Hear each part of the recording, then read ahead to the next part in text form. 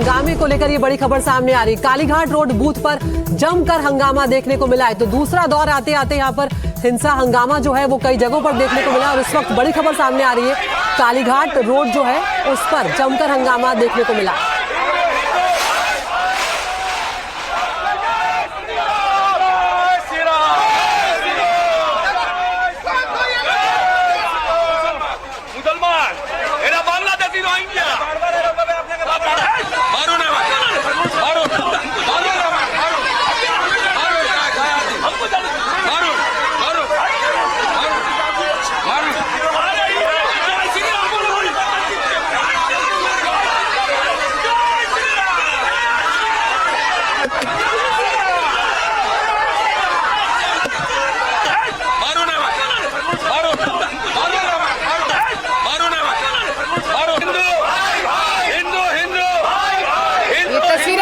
Kalighat road booth पर जहां पर जमकर हंगामा हुआ है। तनुष्का हमारी सहयोगी वहां ग्राउंड पर मौजूद है। तनुष्का, जो खबर आ रही है, वोटरों ने जय बांग्ला के नारे लगाए, फिर कहा कि दीदी चाहिए, हुआ क्या आखिर जिसके बाद ये पूरा बवाल शुरू हुआ? तनुष्का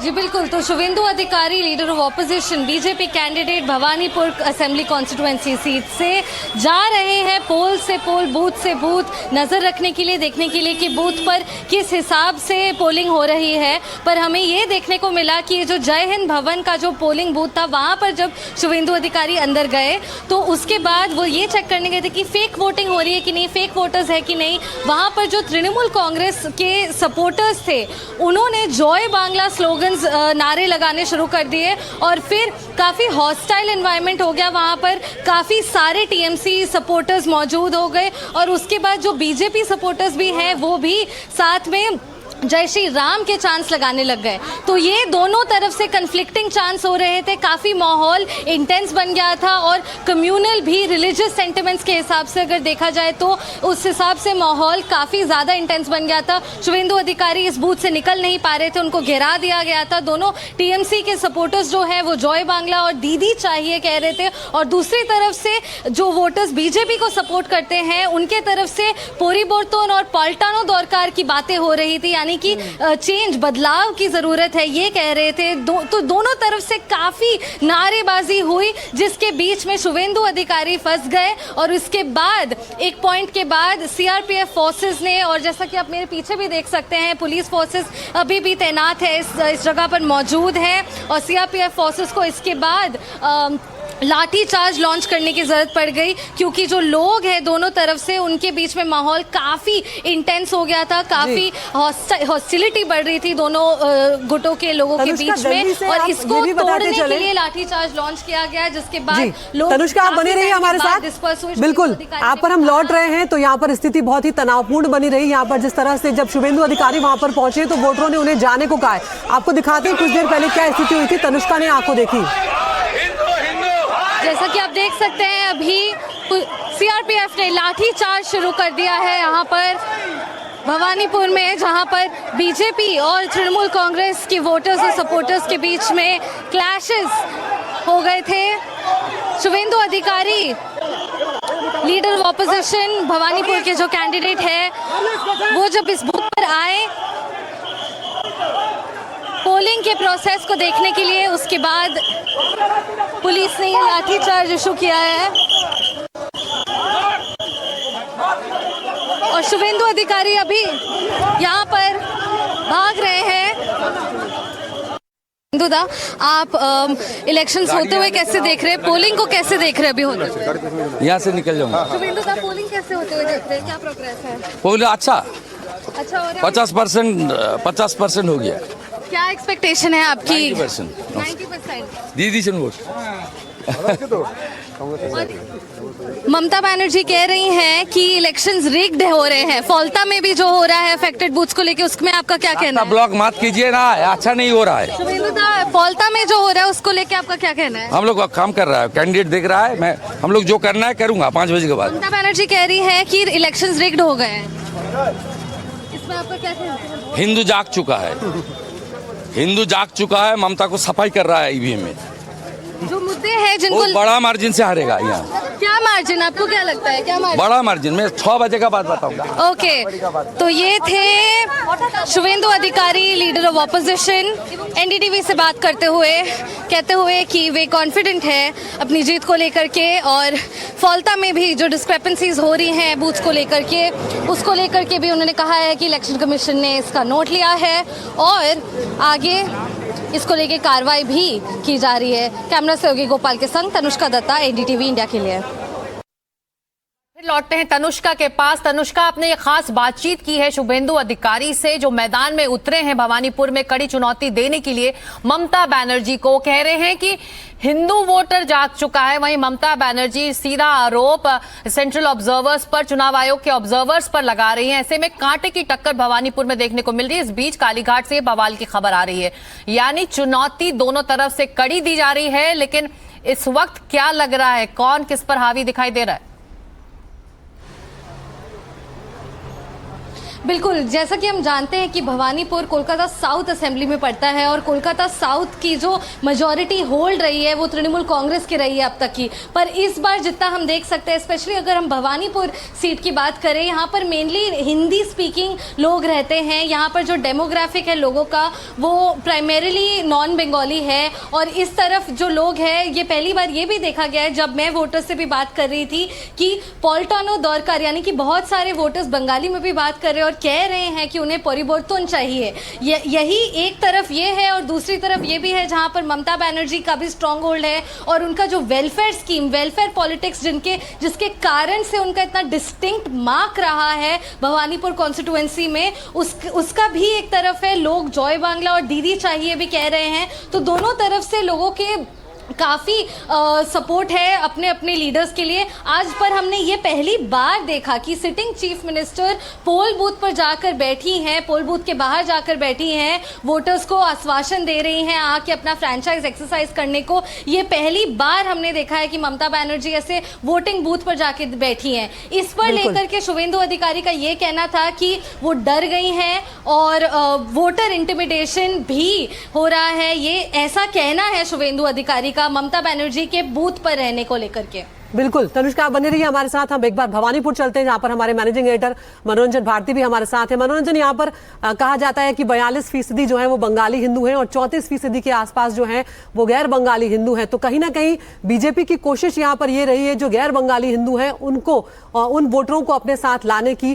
किस तरह की रणनीति भवानीपुर में खासकर जब शुभेंदु पहुंचे हैं तो अपनाते हुए नजर आए आपको?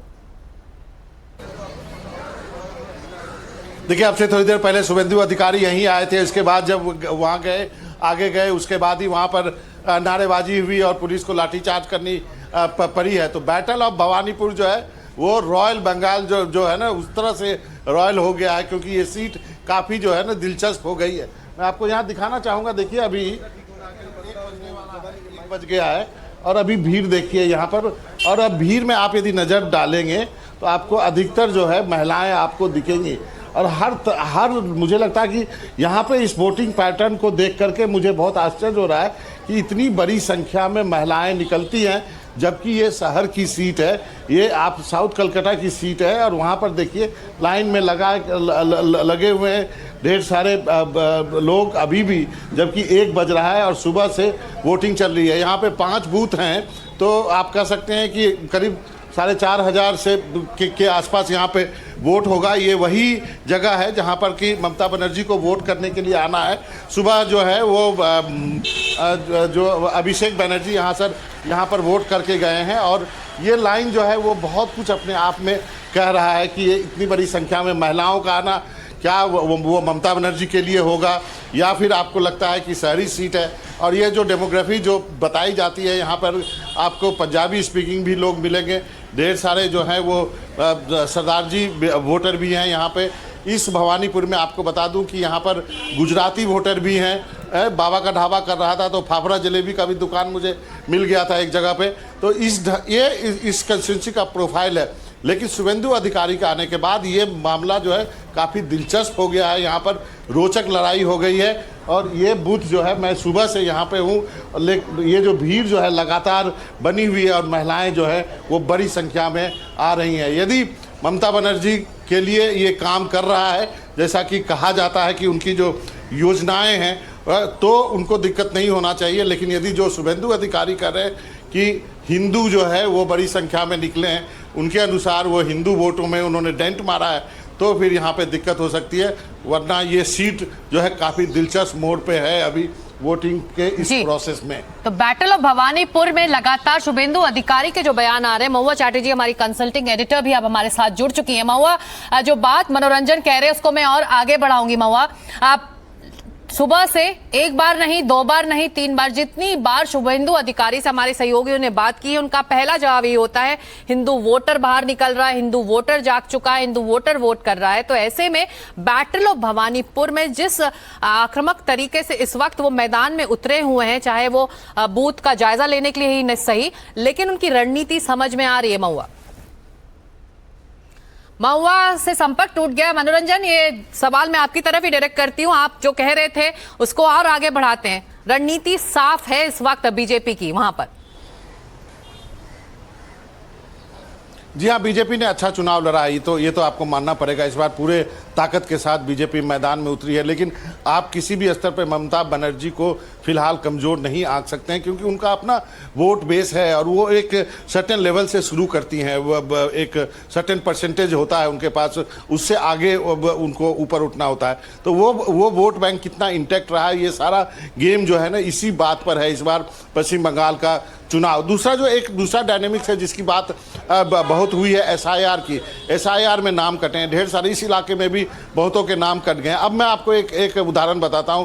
मैं बहुत ऐसे वोटरों से मिला हूं जिसमें एक परिवार में 10 लोग हैं या 8 लोग हैं, 4 के नाम कट गए, तो बाकी 4 यदि वोट डालने आते हैं तो वो उनका रिएक्शन क्या होगा। और इस बार देखिएगा वोटिंग परसेंटेज इसलिए बढ़ रहा है कि एक लोग वोट डालने आ रहे हैं। ये जो लाइन से आप देख रहे हैं संख्या में लोगों का आना, कोई व्हील चेयर पर आ रहा है, कोई किसी के सहारे आ रहा है, लेकिन वो वोट डालने आ रहे हैं। ये एक बड़ी खूबसूरती है इस चुनाव के कि भी किसी भी हालत में उनको वोट करना है। उनको लगता है कि हम यदि वोट नहीं किए तो आगे मतदाता सूची से मेरा नाम कट जाएगा और जो सुविधाएं जो है वो ख़त्म हो जाएगी, वो बाहरी करार दे दिए जाएंगे। ये डर जो है लोगों को, वोटर्स को बाहर निकाला। साथ ही सिक्योरिटी फोर्सेस का प्रेजेंस भी उनको एक दिलासा देता है कि सब कुछ ठीक रहेगा। और चूँकि शहरी क्षेत्र है, यहाँ पर बार बार जो है वो सीआरपीएफ की टुकड़ी का जो है आप कहते हैं जो पेट्रोलिंग जो है वो होता रहता है। यहाँ भी आप देख सकते हैं सुबह से ये लोग यहाँ पे जमे हुए हैं। तो ये जो कॉन्फिडेंस उससे आता है। और दूसरा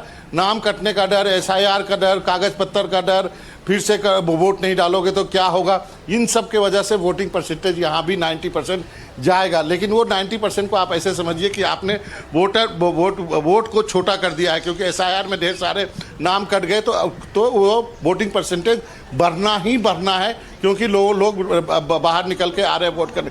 महिलाओं का जिक्र मैं बार बार इसलिए कर रहा हूँ कि पहले फेज में 2% महिलाओं ने पुरुषों से ज़्यादा वोट दिया है। और यहाँ पे लाइन में मैं यदि गिन के बताऊँ तो महिलाएं ज़्यादा दिख रही हैं। तो ये वोट किसकी तरफ है, ये वोट किसका है? क्या वो जो लक्ष्मी भंडार योजना के तहत जो बेनिफिट ममता बनर्जी दे रही है क्या उसका है? शहर का है तो आप ये आर्गुमेंट कर सकते हैं कि शहर की महिलाओं ने शायद नहीं लिया होगा यदि संभ्रांत घर की हैं, लेकिन आप थोड़ा इंटीरियर में जाएंगे तो आपको लगेगा कि अभी भी ममता बनर्जी के साथ महिलाएं हैं। और जो बात आप कह रहे हैं मनोरंजन की, महिला वोटर जो हैं अब उनकी तरफ ही सबका ध्यान है कि इस बार महिला वोटर जो है वो किस तरफ झुकाव अपना दिखाएंगे, उसके लिए 4 मई तक इंतजार करना पड़ेगा।